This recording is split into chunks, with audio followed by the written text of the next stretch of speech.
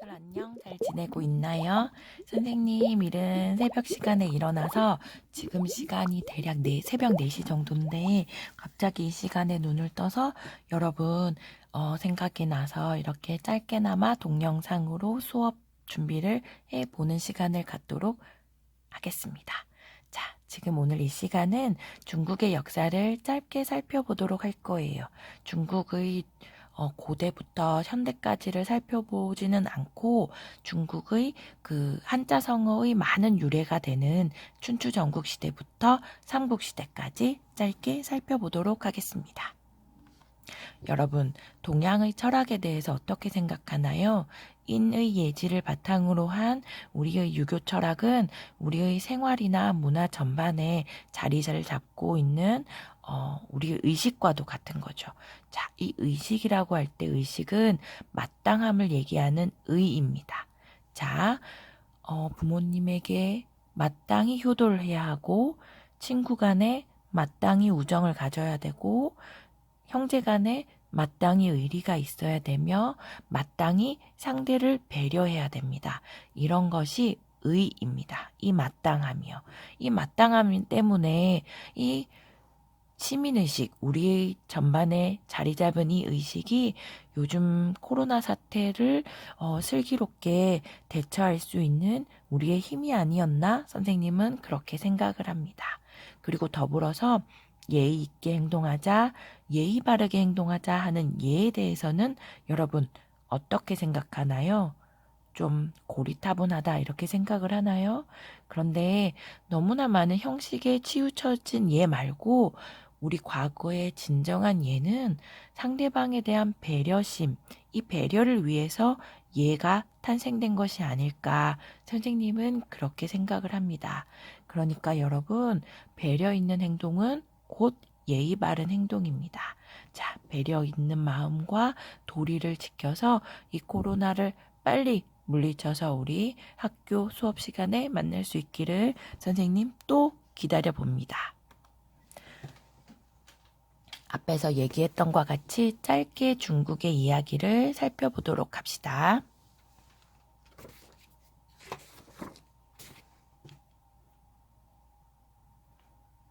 자, 중국의 역사 이야기를 할 때 대부분 요순 시대를 먼저 언급을 합니다. 요임금과 순임금인데요. 이 시대에 얼마나 나라가 태평했으면 지금 너무나 편안하고 나라의 정치가 안정되었을 때 요순시대다라고 칭할 만큼 태평성대했다고 합니다.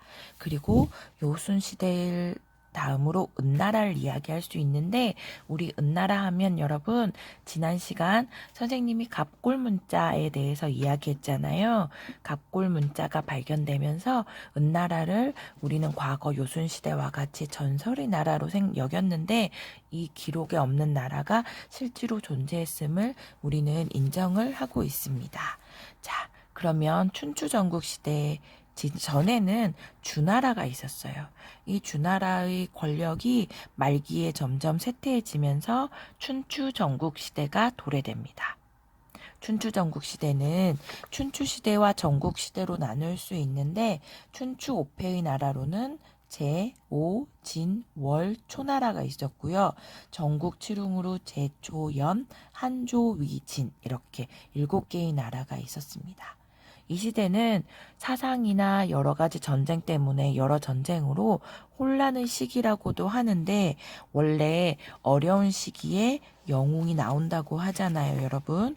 그래서 이 혼란의 시기가 막상 이 혼란의 시기를 해결하기 위한 많은 지성인들이 늘어나고 이런 난세, 어려운 시대를 풀어나가기 위해서 많은 해법을 제시하는 사상이 도래되면서 동양 철학의 별의 시대라고도 우리는 부를 수 있습니다. 대표적인 사상으로 공자로 대표되는 유가나 묵가, 법가 그리고 또 노자 사상으로 불리는 도가 등이 대표적인 사상인데요. 이 춘추전국 시대의 사상이 도래되고 이 많은 사상들이 펼쳐지는 가운데 한비자의 법가를 받아들인 진나라의 진시황이 이 춘추 전국 시대를 통일하게 됩니다.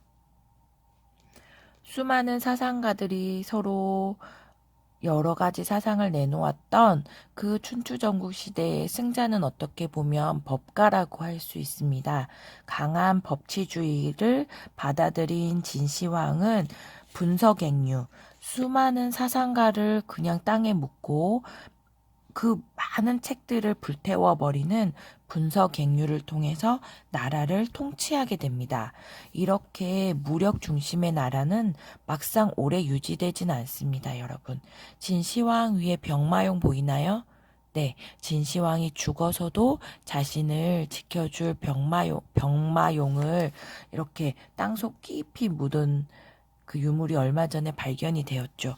그런데 이렇게 강하게 나라를 지휘한 진시황은 20년 정도 나라를 다스리다가 진나라는 막상 멸망을 하고 맙니다.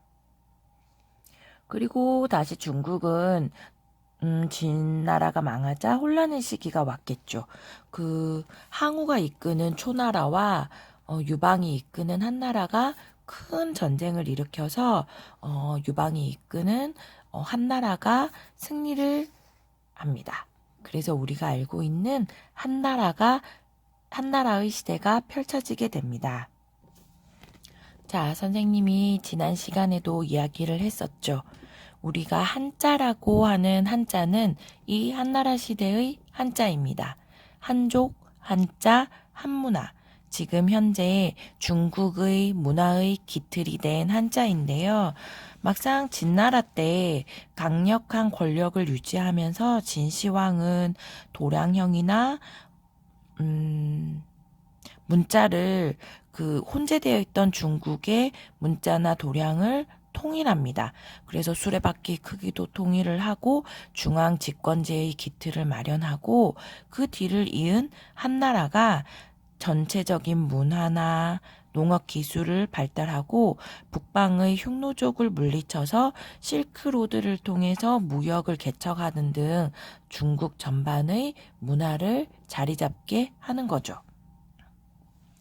자, 이렇게 성대했던 한나라도 후한 시대에 접어들면서 중앙 집권력이 약화됩니다. 이 중앙 집권력이 약화되고 다시 삼국시대가 펼쳐지는데요.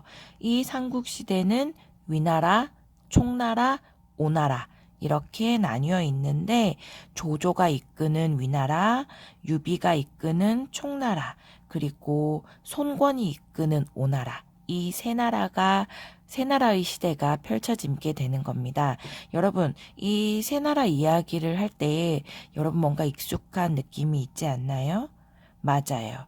그 나관중이 쓴 삼국지연의 우리가 요즘 삼국지 책을 읽잖아요. 삼국지연의의 소재가 된 시대가 이 위초고 삼국시대랍니다.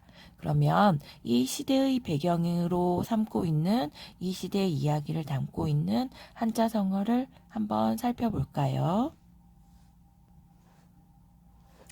자, 그러면 위초고 시대의 지도를 한번 볼게요.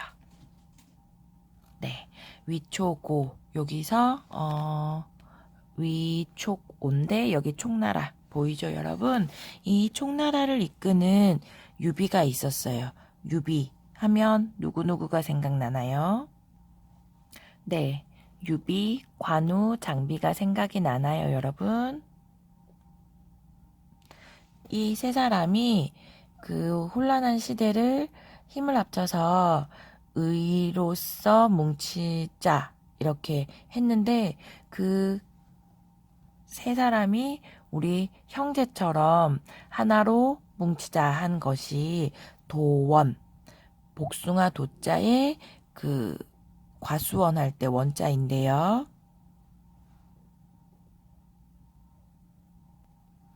이렇게 복숭아 밭에서 의를 모았다. 결의를 다졌다. 라는 의미로 도원결의 라는 한자 성어가 있습니다. 맺을 결의 뜻 의자죠. 그러니까 친구들과 함께 무언가를 해보자 라고 다짐을 하는 것을 우리는 도원결의한다 라고 한자 성어로 쓰기도 하죠. 이 한자 성어를. 자, 도원결의입니다, 여러분. 그리고 하나 더 이야기할게요.